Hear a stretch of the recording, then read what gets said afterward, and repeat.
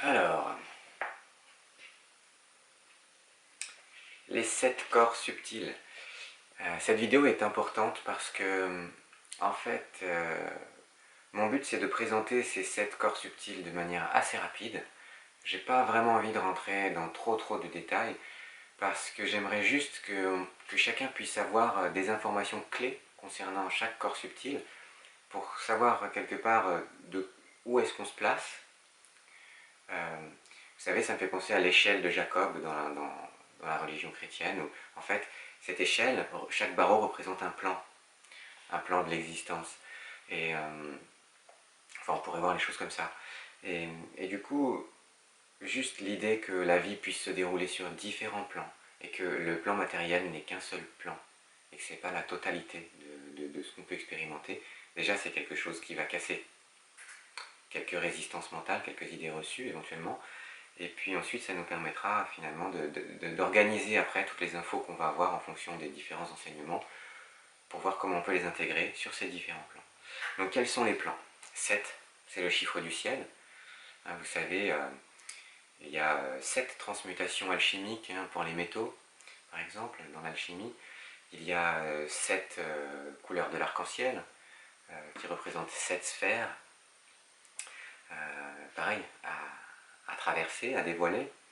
Il y a les fameuses 7 étoiles de la Grande Ourse, qui sont souvent pris en référence dans les enseignements taoïstes par exemple. 7 notes de musique, 7 jours de la semaine, avec la Genèse qui se fait en 7 jours, dans le christianisme aussi. Donc 7, c'est quand même un chiffre qui doit nous rapprocher du ciel et qui est hautement symbolique. On a 7 vertèbres cervicales aussi qui nous connectent vers le haut. Donc tout ça, voilà, c'est déjà des infos.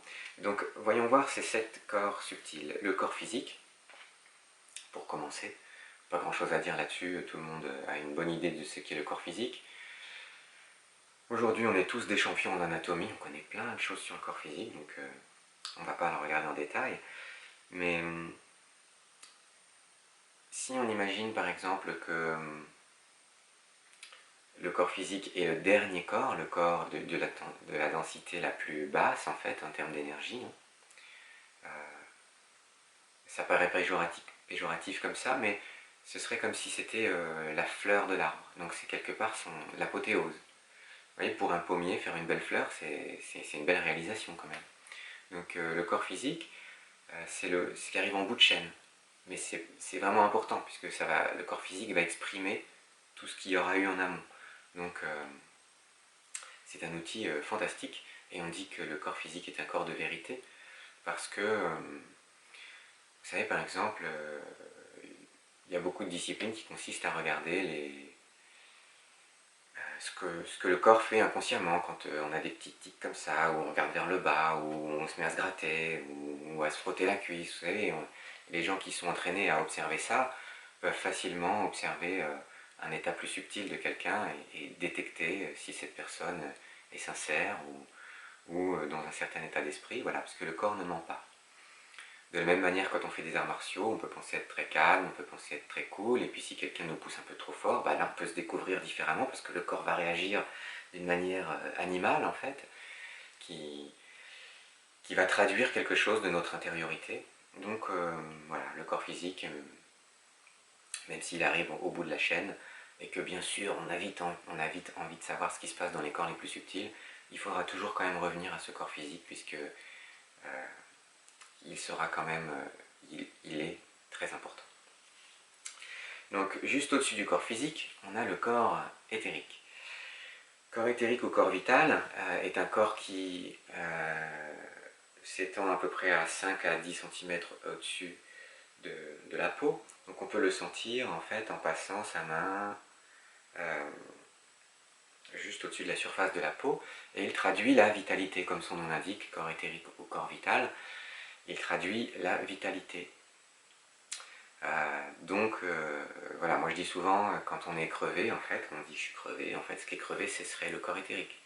Ce corps subtil là qui se fane, qui se rabougrit un petit peu, on perd en radiance, on perd en rayonnement, que ce soit de la chaleur ou juste de la vitalité, hein, pas besoin d'aller chercher midi à 14 heures. Cette vitalité, comme chez les bébés, elle est très présente. On voit, ils sont tout ronds, ils sont éclatants partout. Et puis, généralement, plus on prend de l'âge, plus on se rabougrit, plus on est un peu serré comme ça sur nous-mêmes. Et on voit vraiment ce corps vital qui se tarit un petit peu, la vitalité qui décroît. Et donc le métabolisme qui va lui aussi avoir tendance à se dérégler en même temps que la vitalité. Pour certains magnétiseurs éventuellement, qui peuvent bien ressentir ce qui se passe au niveau de cette grille énergétique, on peut réparer des désordres énergétiques avant qu'ils se matérialisent dans le corps, puisque tous les corps subtils sont en amont. Donc si on répare le corps éthérique, eh ben on répare le corps physique. Enfin, on répare même avant qu'il soit endommagé. C'est ça qui est intéressant. Et c'est en ça aussi que la médecine chinoise, par exemple, est intéressante, parce que en travaillant sur les méridiens d'acupuncture, en fait, on va travailler sur ce corps vital, ce chi vital. Donc, du coup, on va rétablir les déséquilibres. C'est pour ça qu'on dit qu'on ne combat pas la maladie, mais qu'on fait la promotion du principe vital, en médecine chinoise, l'harmonie entre tous les éléments du corps qui va créer cette vitalité forte. Voilà ce qu'on cherche à faire par exemple en médecine chinoise. On se situe un petit peu en amont de la physicalité, en essaye en tout cas. Parce que quand il faut réparer après. Mais voilà, dans un but préventif, on va essayer de travailler sur le corps éthérique. Ensuite, on a le corps astral. Et donc le corps astral, là on passe encore un niveau, et là du coup, en termes d'énergétique, en termes de radiance, hein, le corps astral va s'étendre jusqu'à au moins 2 mètres, environ 2 mètres. Et le corps astral est lié fondamentalement aux émotions. On dit c'est le corps émotionnel. Voilà, ça c'est intéressant déjà d'imaginer que nos émotions forment un corps, une dimension de notre être. Et donc, souvent je dis ça justement pour essayer de conforter les gens qui ne sont pas médiums. Il n'y a pas besoin d'être médium pour avoir une idée de qu'est-ce qu'est le corps astral. Si une personne rentre dans la pièce et que vous vous sentez pas bien, vous n'avez pas envie d'être à côté d'elle, vous sentez qu'elle dégage quelque chose qui ne vous plaît pas, elle est en colère, ça vous met en colère, elle est triste, ça vous rend triste. En fait, quelque part, ce sont les corps astrales qui se rencontrent. Comme le corps astral s'étend loin, toutes les personnes qui sont dans la pièce peuvent éventuellement ressentir. Et voilà, on sait bien que quelqu'un qui est joyeux, c'est communicatif, et quelqu'un qui est triste et en colère, c'est communicatif aussi.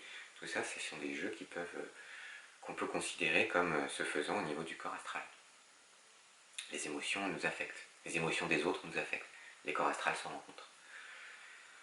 C'est une manière simple de voir les choses hein, qui nous rassure, parce que bien sûr, le corps astral, c'est plus que ça. Vous avez peut-être entendu parler du voyage astral qu'on peut faire dans un état de conscience modifié en rêve, où on peut sortir de son corps. Et bon, le corps astral, le voyage astral, c'est quelque chose qui n'est pas complètement onirique, puisque il y a plein de gens qui sont capables d'aller voir des vrais endroits physiques avec leur corps astral, d'aller voir qu'est-ce qu'il y a dans une boîte par exemple. Il y a plein d'expériences qui ont été faites comme ça.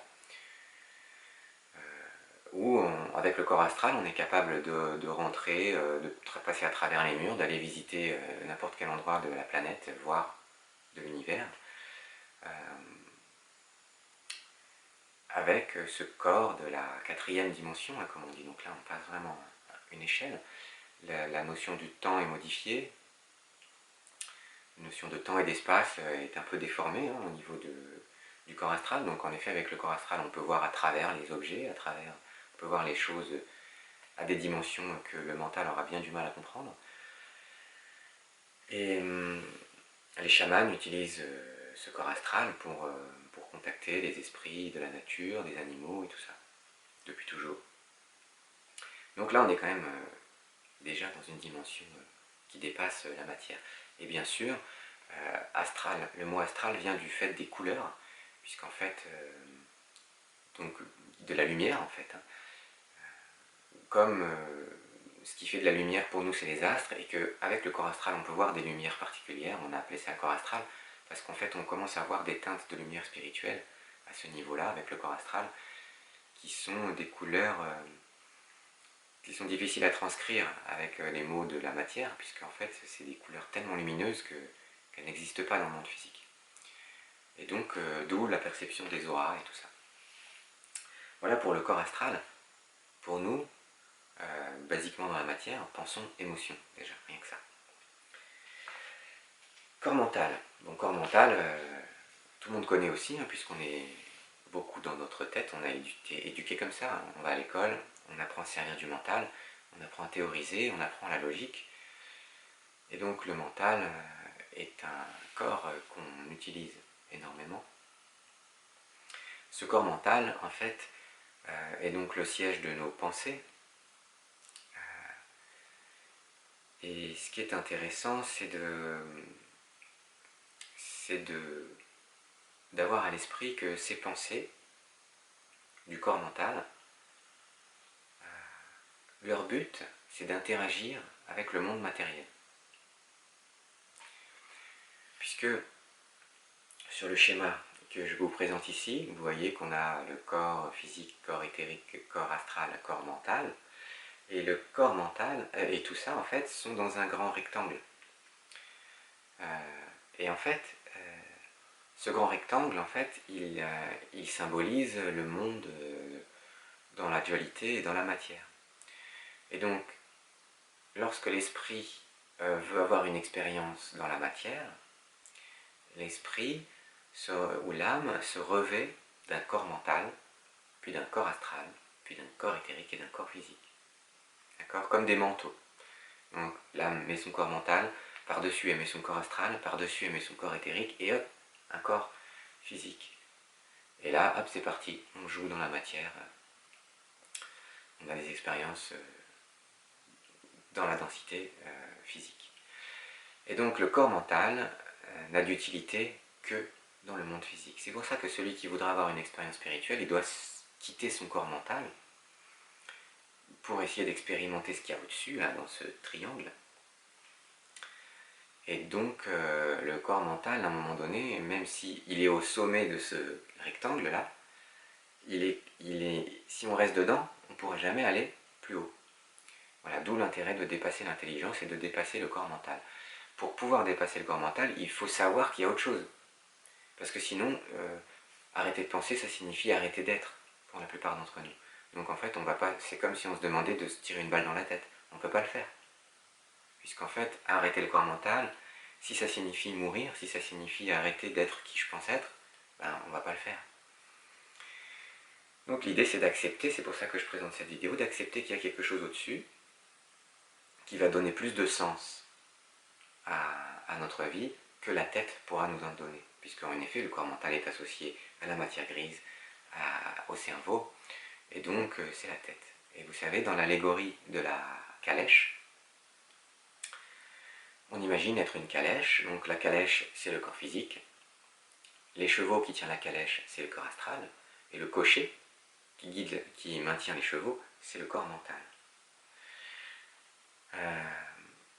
Ce qui se passe c'est que le corps mental, le cocher, il est au service de qui est dans la calèche. Qui est dans la calèche? Ben, c'est l'âme qui se trouve en fait quelque part au-dessus, qui est venue faire une expérience dans la matière. Il n'y a que l'âme qui sait où va la calèche. Le cocher, il va là où l'âme lui a dit d'aller. Vous voyez ce que je veux dire dans cette allégorie? Donc si on s'identifie au cocher, on s'identifie à quelqu'un qui ne sait pas ce qu'il fout là. Quand on demande quelque chose au cocher, il va faire toc-toc la calèche pour demander à l'âme où c'est qu'on va déjà? Ah oui, d'accord, mon Dieu. Ah bah je sais, c'est par là. Ok, je vous emmène. Voilà. Donc le cocher, il est super intelligent, il connaît bien le chemin, il est capable de faire un plan de route et tout, mais il ne sait pas où on va. C'est pour ça qu'on dit toujours, la tête ne sait rien, c'est pour ça qu'elle pose 1000 questions. Le cœur sait tout, c'est pour ça qu'il est silencieux. Cette âme qui est dans la calèche a l'air silencieuse, parce qu'en fait, pour voyager dans la dualité, pour voyager dans la matière, elle a été obligée de se revêtir de tous ces corps qui finalement représentent des voiles. Et donc on n'entend plus l'âme, à moins d'être un petit peu sensible, de travailler justement sur sa capacité d'écoute, de sensibilité, de réceptivité. C'est pour ça que dans tous les contes et dans toute la mythologie, on dit qu'il faut se faire femme pour être fécondé par les dieux. Se faire femme, c'est développer ses capacités d'écoute, de calme, pour être récepteur en fait. Récepteur des messages qui viennent d'en haut. Voilà, pour essayer de jouer avec toutes ces notions. Donc dépasser le corps mental, très important, puisque la tête ne sait rien. Même si elle a l'air de tout comprendre, elle comprend en apprenant, parce qu'à la base, elle se pose 10 000 questions. Donc le corps mental, voilà pour lui.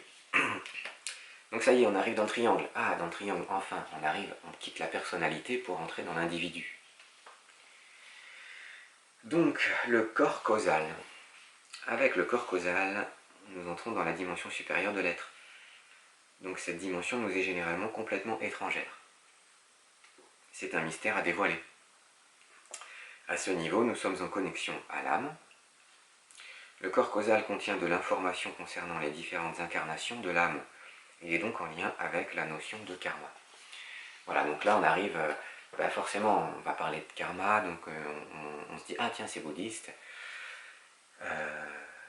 mais il se pourrait, selon certains historiens, c'est même vérifiable, moi je ne l'ai pas vérifié, mais il se pourrait que toutes les religions aient eu dans leurs enseignements cette notion de réincarnation et de vie successive comme ça. Comme si en fait l'âme était multi-incarnation, elle s'incarne, elle meurt, hop, elle revient en haut, elle se réincarne, elle vit quelque chose, elle meurt, hop, et il y a un va-et-vient incessant entre l'âme et toutes les incarnations qu'elle a pu avoir dans la matière. A priori, c'est quelque chose qui devait appartenir à tous les courants spirituels et qui a été peut-être gommé en fonction de l'histoire, de ce qu'on a voulu dire ou pas dire. Mais si on veut accepter ce schéma, si on veut parler de spiritualité, quelque part, on est obligé d'accepter cette idée-là, parce qu'elle est vraiment au cœur en fait de la spiritualité pour le bouddhisme, mais vous le verrez pour toutes les considérations finalement, on va retomber là-dessus. Et donc, qui dit vie multiple comme ça, multi-incarnation, dit notion de karma. Et en fait, la notion de karma, c'est pas forcément juste une prison, quelque chose qu'on va être obligé de faire parce que c'est notre karma. Non, ça va plutôt être une tendance. C'est-à-dire que l'âme, au niveau causal, en fait, elle se destine, elle se prédestine à certaines expériences. Mais certaines expériences dans les grandes lignes. Je prends un exemple simple. Une âme qui voudra vivre une expérience forte de liberté va probablement s'incarner en prison. Quand je dis en prison, je veux dire, elle va choisir une incarnation compliquée où elle sera privée de liberté. Parce que la dualité étant ce qu'elle est, si on veut vivre quelque chose d'un point de vue extrême, il faut en fait partir de l'extrême inverse. Parce que c'est comme ça que ça marche. Si on est vraiment privé de liberté, le peu de liberté qu'on va réussir à avoir, mais ça va être vécu intensément. Un truc de dingue. Pensez par exemple à la chanson de Brassens, l'Auvergnat. Ce n'était rien qu'un peu de pain, mais il m'a réchauffé le corps, et dans mon âme il brûle encore, à la manière d'un grand festin. Voyez l'idée? Un bout de pain. Alors nous, tous les jours, on va à la boulange, on s'achète un bout de pain, et puis voilà, on n'a pas d'expérience mystique. Mais lui, il crevait de faim. Et donc ce bout de pain, c'était un grand festin, qui a réchauffé son corps, et dans son âme, ça brûle encore à la manière d'un grand festin. Voilà, pour avoir une expérience pareille, il fallait vraiment, vraiment avoir faim. Mais c'est comme ça que ça fonctionne, les opposés s'engendrent. Donc au niveau karmique, au niveau causal, l'âme, elle sait très bien que si elle veut aller vivre ça dans la matière, il va falloir qu'elle soit dans des conditions terribles pour pouvoir vivre, ou peut-être, pour pouvoir se donner une chance de vivre peut-être un truc énorme dans l'autre sens. Si vous êtes le fils de Bill Gates, ça va être difficile pour vous d'expérimenter l'abondance.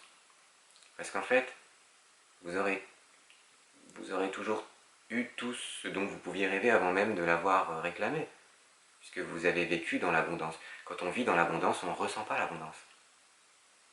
Par contre, quand on vit dans le manque, alors peut-être qu'on a une chance de savoir ce qu'est l'abondance. Voilà l'idée. Bon, je ne sais pas si ça peut vous aider ou si ça explique vraiment le karma, mais du moins, ça peut nous permettre d'essayer d'appréhender qu'est-ce qui peut se passer au niveau causal. Au niveau causal, l'âme se prédestine à vivre certaines choses. Ensuite, dans la dualité, là, dans le rectangle, de toute manière, vous avez votre libre arbitre. Donc vous pouvez vivre ce que vous voulez, c'est votre personnalité qui va décider. Mais si vous décidez avec votre personnalité quelque chose qui est en accord avec les desseins de votre âme au niveau causal, alors là, vous allez ressentir une joie qui ne donnera pas de place au doute. Vous aurez le sentiment d'être pleinement dans vos baskets et vous vous sentirez bien dans votre vie tout simplement parce que ce sera en accord avec ce que vous étiez prédestiné à vivre un peu plus haut, là, au niveau causal. Voilà l'idée du corps causal. On monte encore, corps bouddhique. C'est un niveau dit supramental. Ici, l'intelligence se reconnaît et agit en conscience du tout. Ce plan régit les connexions et les relations entre toutes choses. Donc là, vous voyez, le plan causal, il est encore profondément individuel. Hein, parce que c'est l'âme qui décide de ce qu'elle va vivre. Hein, mais l'âme en tant qu'individualité, finalement. Une âme, c'est une singularité. Une âme, c'est divin, mais c'est un petit morceau du divin. C'est comme un fragment. C'est comme si Dieu était un grand miroir et que on pète ce miroir et chaque fragment du miroir devient une âme. C'est une image, elle vaut ce qu'elle vaut. Mais du coup, il y a une sorte d'individualité et de divinité en même temps dans l'âme. C'est assez subtil. Mais au niveau causal, du coup, c'est encore très proche de l'incarnation et de la personnalité. Là, niveau bouddhique, à ce niveau-là, là, on a vraiment conscience du tout. On a conscience que cette âme se ressent unie au tout. Donc en fait, et du coup, on se sent en relation avec toute chose. Et ça, c'est très très présent dans le bouddhisme.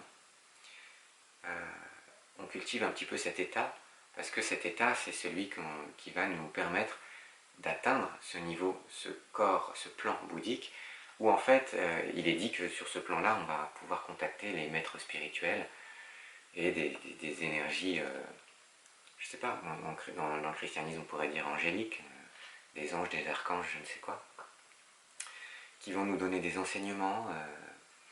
Vous savez, tous les enseignements bouddhistes, c'est pas des gens qui se sont concentrés en se grattant la tête en disant « Ah ouais, je vais écrire ça comme ça, c'est super ».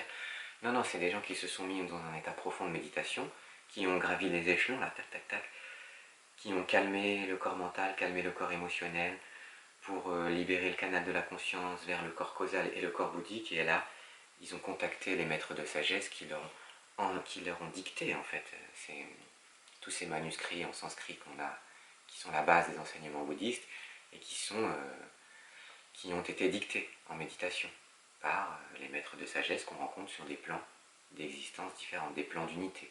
Le plan d'unité, c'est le plan bouddhique. Voilà. Plan de sagesse.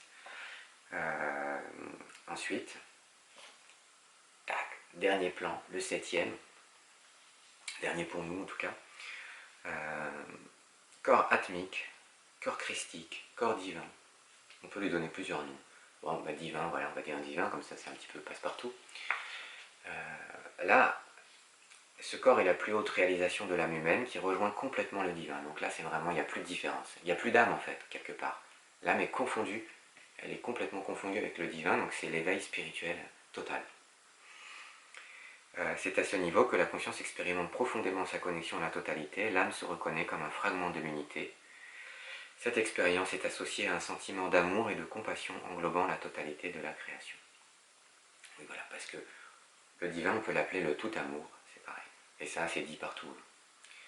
Ce sentiment d'amour, en fait, c'est un sentiment de lien. Et comme dans le divin, tout est en lien, puisque tout vient du divin, on est dans un état d'unité parfaite. Cet état d'unité parfaite est un état d'amour complet. Voilà, pour ces 7 niveaux, physique, éthérique, astral, mental, causal, bouddhique, divin.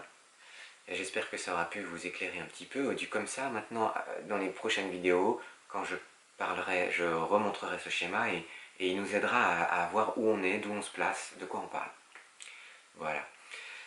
Et bien, sur ce, je vous souhaite une bonne journée et à bientôt.